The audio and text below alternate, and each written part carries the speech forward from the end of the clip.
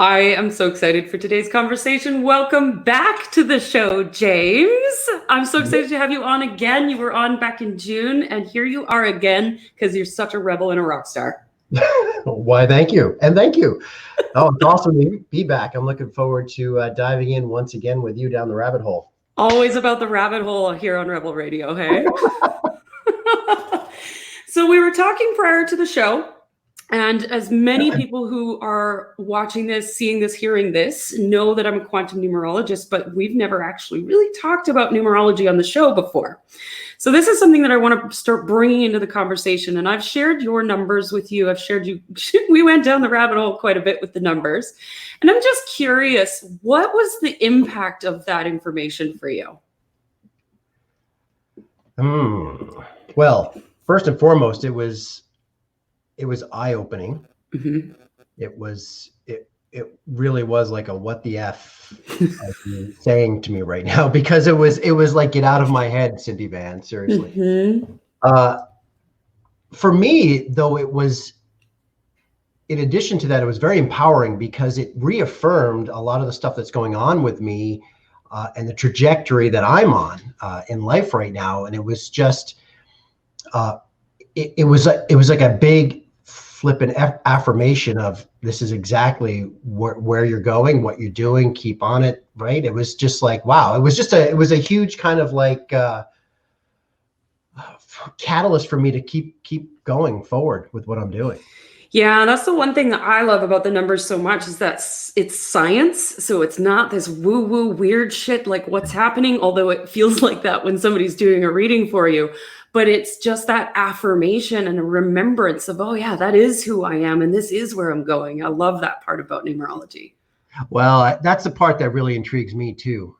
I do have and it's kind of the way I am. I mean, I have a science kind of practical application based ingrained in me, and I have kind of that energetic, woo-woo kind of thing in there, a little bit mixed in there, special sauce, whatever you want to call it, right? But I always go back to the numbers don't lie. Yeah. And when you pointed out almost in everything, like you were just riffing off different situations, different experiences, and I was like, not even relating to me, but to things and history and this and that. Mm-hmm. It's definitely mind-blowing. Yeah, love it so much.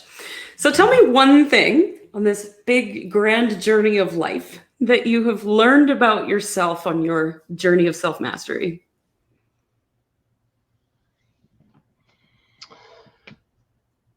The journey of self-mastery. It's all about understanding yourself. And I feel honestly that the power truly lies within and in each of us. And we need to seek knowledge. We need to seek guidance and sometimes follow the path that has been laid out by others or whatever that is. Ultimately, though, the initial impetus forward always lies within. Mm-hmm. And I think uncovering and doing the deep work to really get to my inner truth has allowed me to really step on the playing field of self-mastery. Yeah. Right. Before I was just kind of like dabbling and, it's just like, no, you gotta do the deep work for sure. Absolutely. Absolutely. And I love that because it really ties in. That was numerology was what really got me to go down that version. Like, oh yeah, that is who I am. Oh yes, I do have that sabotage. And then going in and doing the work to heal that so that you don't have to show up that way anymore. That's right. Taking ownership of that is huge, right? That's a big part of it. I think on the path of self-mastery and understanding that we all have our own baggage. Yep.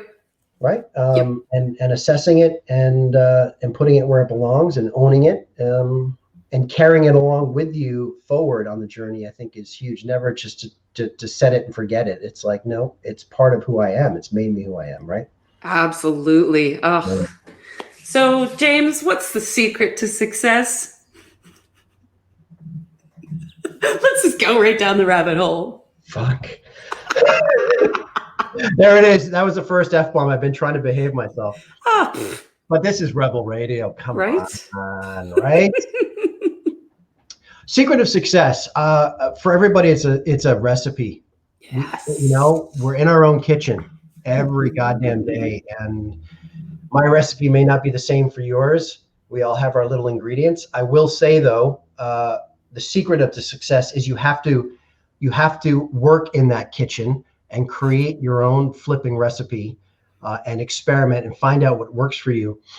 The one thing though that is a non-negotiable, I feel, for me and for those that I coach and those that I inspire, I always bring my little friend with me to work every day, and shows up with me every day. And that's my little Jimmy, my inner child, always sits next to me on this chair over here. It just helps to change it's a mindset shift every day. It's like it brings a lightness to everything, no matter what comes in, and heavy, deep, whatever. There's always going to be some lightness about it that I can find when I'm partnering next to my little bro here. Oh, I love that so much. And it's really some of the inspiration behind Rebel Radio in the first place, because I was born a rebel. And so having that little playful piece, and like, business is supposed to be fun. We became entrepreneurs because we love what we do, and we can get so caught up in the day-to-day of the mundane, and remembering, oh yeah, I do this because I love this.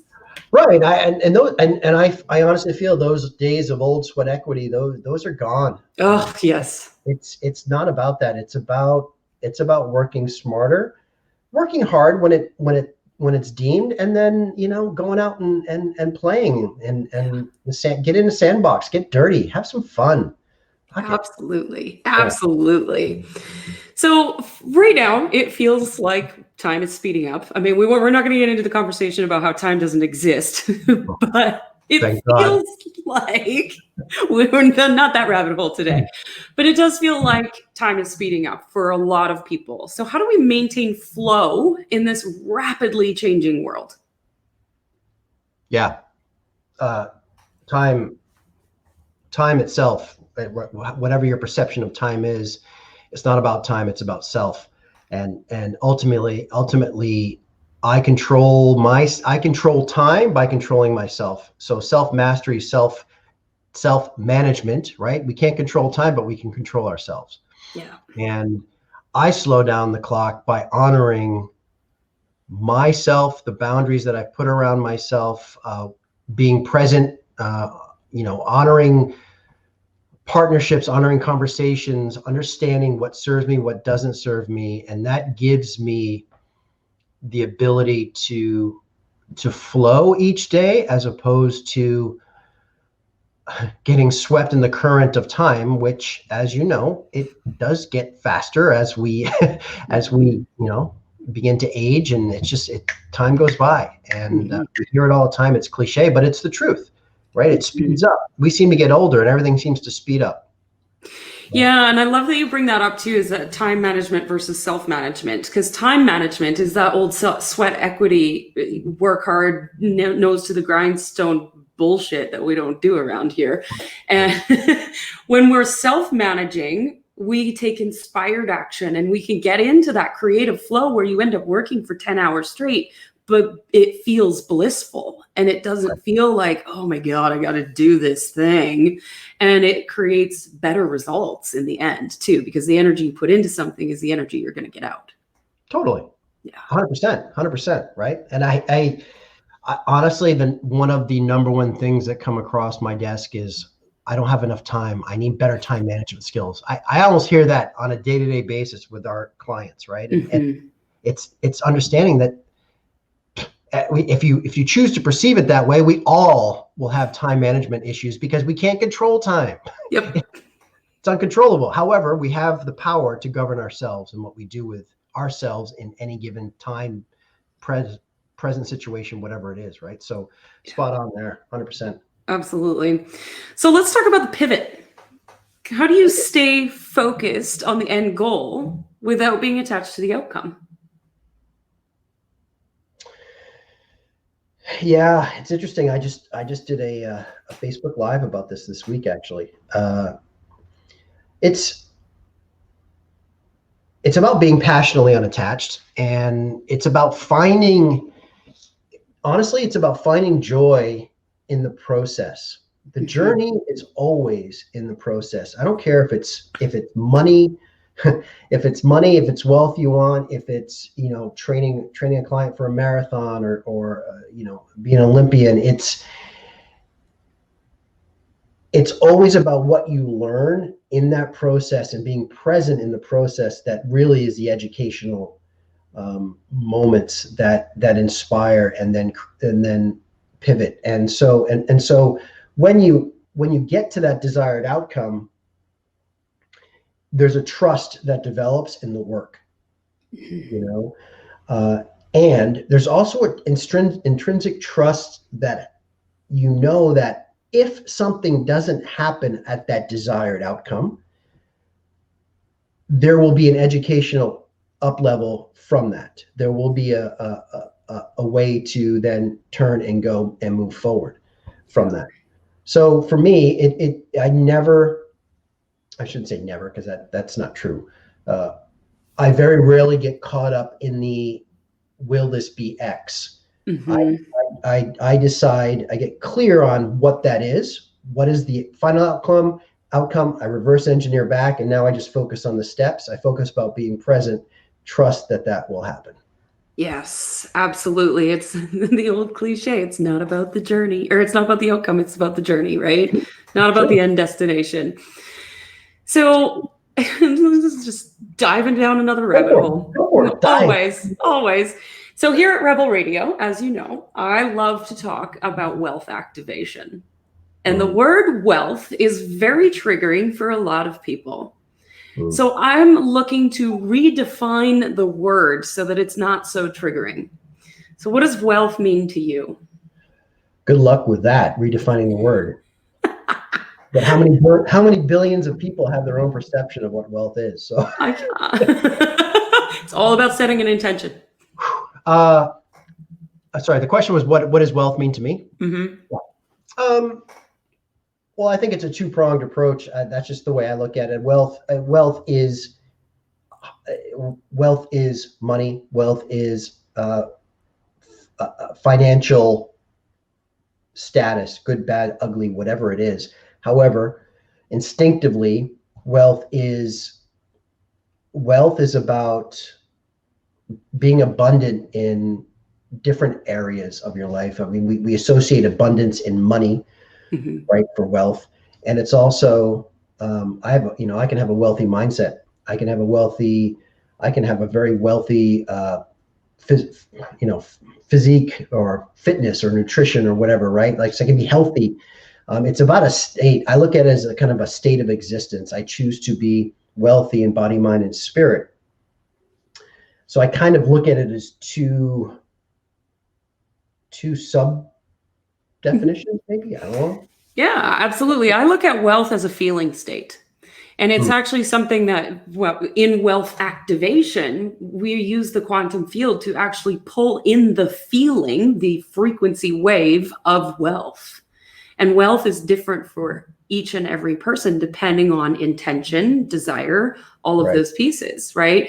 And so for one person, wealth might mean having a roof over your head. And for another person, wealth might mean the Ferraris and the mansions and all of those things. But Yeah. it's different for each and every one of us. And it comes down to how we feel about wealth on the inside, which brings it back to it's all about what's happening on the inside. Mm-hmm. Mm-hmm. Yeah. And wealth is a big example of, in your previous question about, people get often caught up in the end result of Yeah. money. I need to make X, and that Yes. becomes that becomes their only focal point. And Mm-hmm. it's, what we do is we understand that is an X, and Mm-hmm. then we park it, we forget about it, and then we Mm-hmm. focus on intention, attention, and love of what we're doing Yeah. each and every day towards that goal, trusting that X will happen. And Absolutely, because that's magic. that desired outcome of that X number if you just start chasing the money, because I've been there, I've done it, I know. When you start chasing the money, it results in this total attachment. You can't see other perspectives. The pivot doesn't happen because you're so caught up in getting to where you're wanting to go.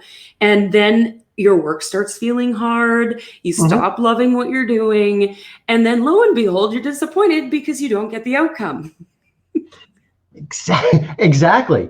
And I know we keep tying back to the sweat equity, but you know, it's true, because in that scenario, that side of the spectrum, it was all about the X at the end, and it was the push to get there. And when the pushes get there, that's when the pressure happens, and the long hours and the inevitable breakdown. And what happens with those people?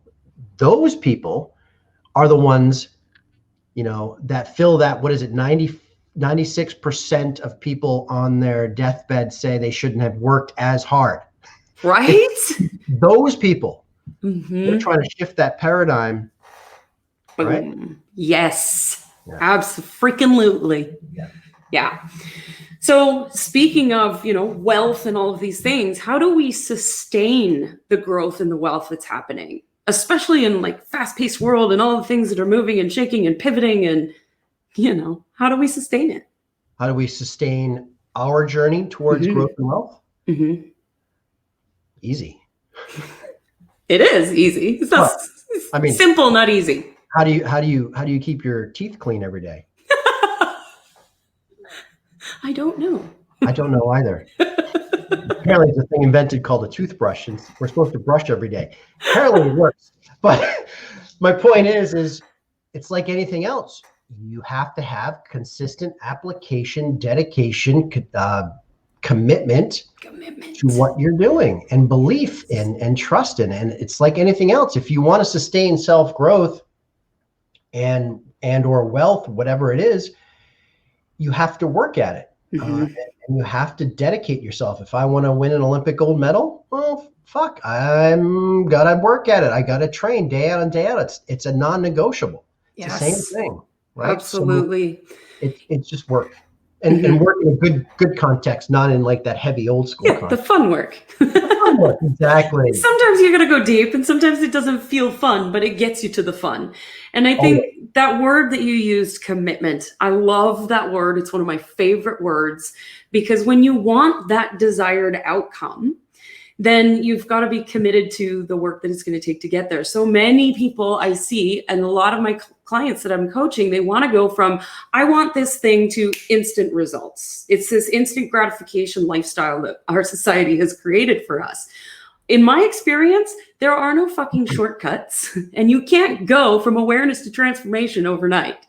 These overnight successes that you see online, they've spent years getting to where they are.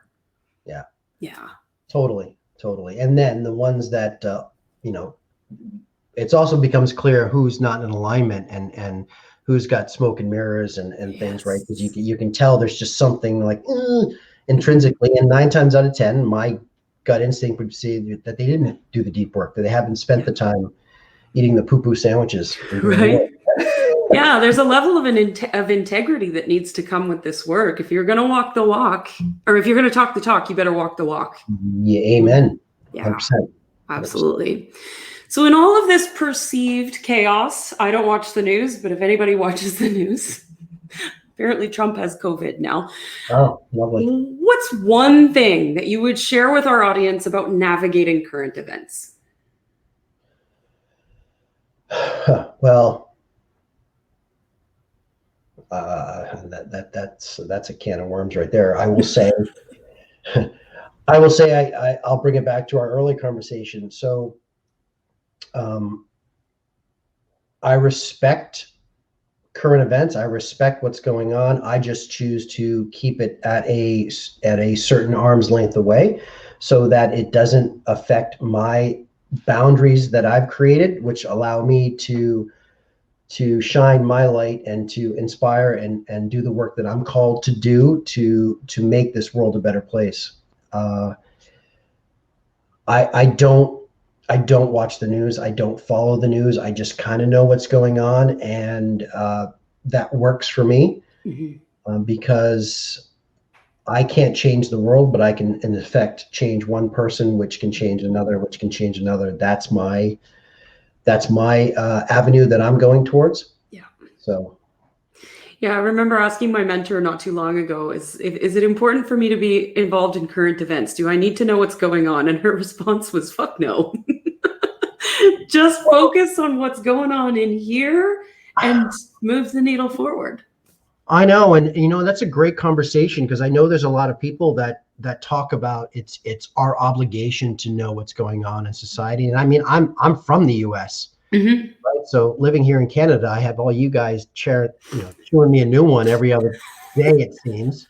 I'm like, hey, hold on here. I love Americans. I don't give you a hard time. It's a good conversation. I think you're right. At the end of the day, though, it's about here. I mean, if I can burn brighter from within, then I can help others that are maybe are struggling, and that's what I worry about. Right? Mm-hmm.